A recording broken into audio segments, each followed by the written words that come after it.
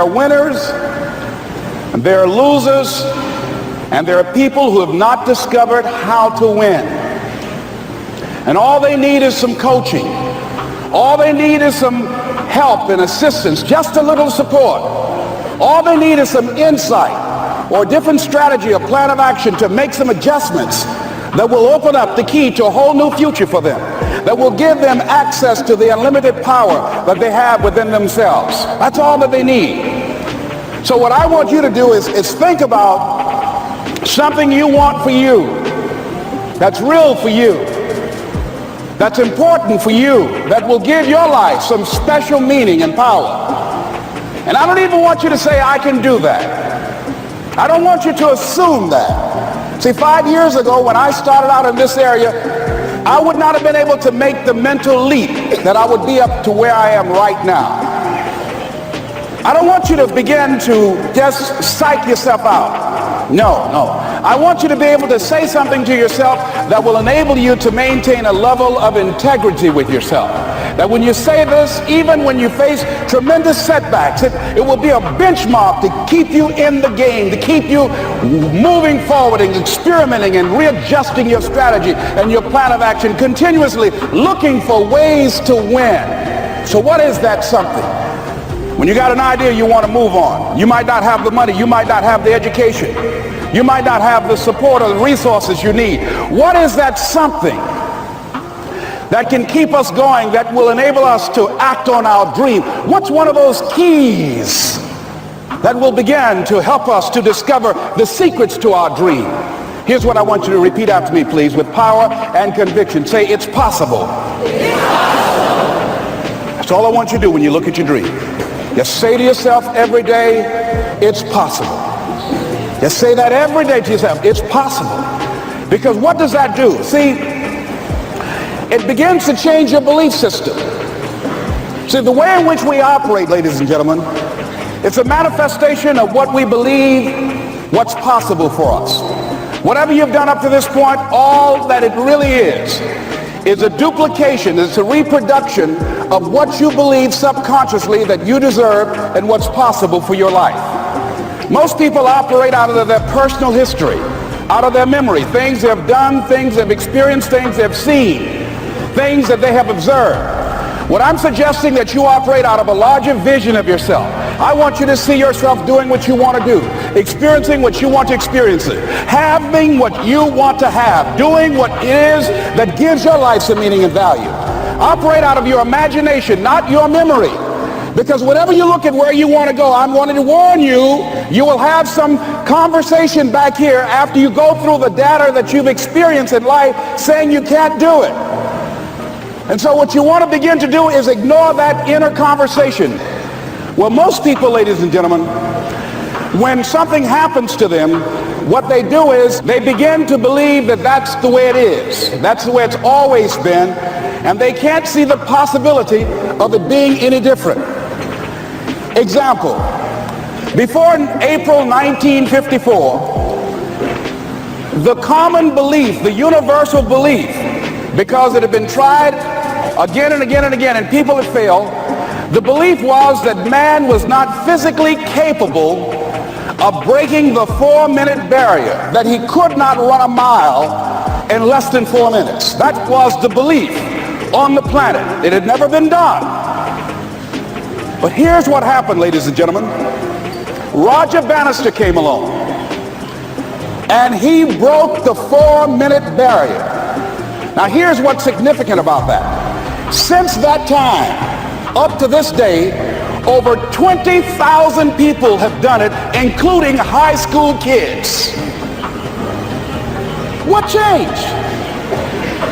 20,000 people, what changed? Here's what happened when they got on the track. They knew it had been done. And because they knew it had been done, there was a new belief about this barrier, about this goal that was unreachable. And those 20,000 people got in the race believing, knowing in their heart that someone had done it, that it's possible, that they could do it.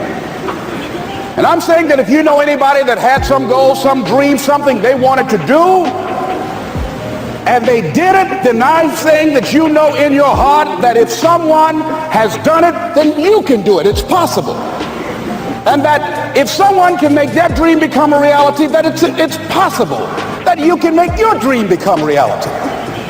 And so as you begin to look at where you want to go, beginning to embrace that, it's possible. I'm blessed and highly favored. I've got a lot going for me. I got some good stuff in me. And it's possible that I can bring my greatness out here in the universe. That I can do what I want to do. It's possible I can write my own book. I can have my own business. I can take the trip and travel around the world. It's possible. I can bounce back from adversity and reinvent my life. It's possible. Regardless of where I am, the things can get better for me. It's possible.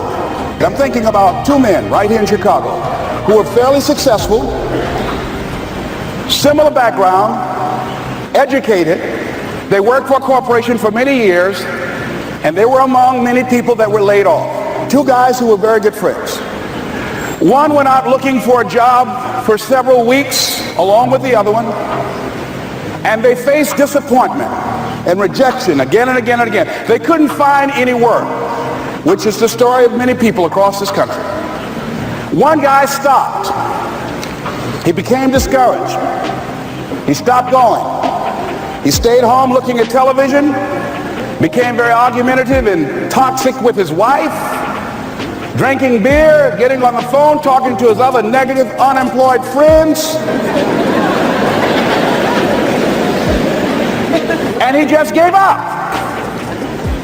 The other guy kept looking for a job everywhere he could go. Every time he could get an opportunity, kept asking people, networking, checking the newspapers every day. Kept going everywhere he could, trying to find a job. You have too much education. You're overqualified. You won't be here long enough. He kept going. He kept going. He went to a place and said, look here, I tell you what, if you can't hire me, and I know you can use my talents, abilities, and skills, I don't want to sit home and do nothing. Just let me do some volunteer work. You don't have to give me anything, all right? I just want to work. I want to be busy. Guy said, okay, it's on you now, but don't expect me to give you anything. It's okay. This guy came in and worked. He was the first one there.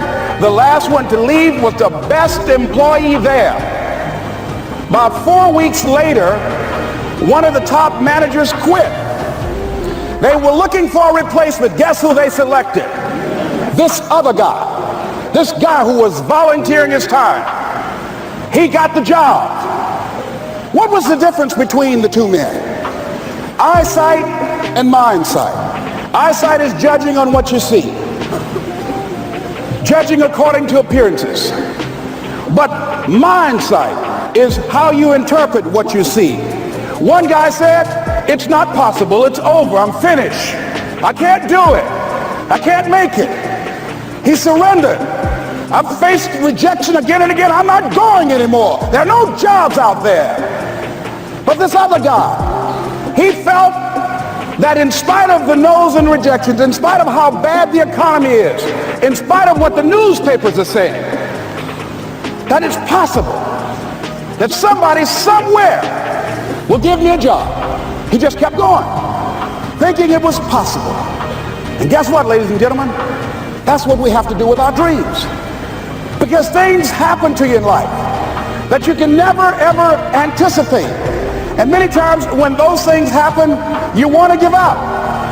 I remember when I was in broadcasting, when I was a disc jockey, I became very controversial, not only being a disc jockey, but I felt that radio was something that you not only entertain people with, but you also empower them, you educate them.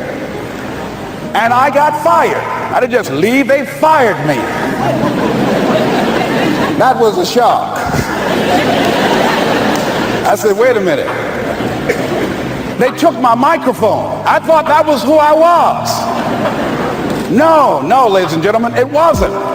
I had to do something else. And I didn't know what else I could do. See, here's what I'm looking at. What are the uses for your life right now that you haven't even reached for yet? See, I believe that when you don't have enough encouragement to act on your dreams or ideas, or you're not enlightened enough, that life will act on you. See, life had moved on me and said, Les Brown, you have outgrown this. It's time for you to do something else. Well, I wasn't enlightened enough. organized some disc jockeys and got my job back.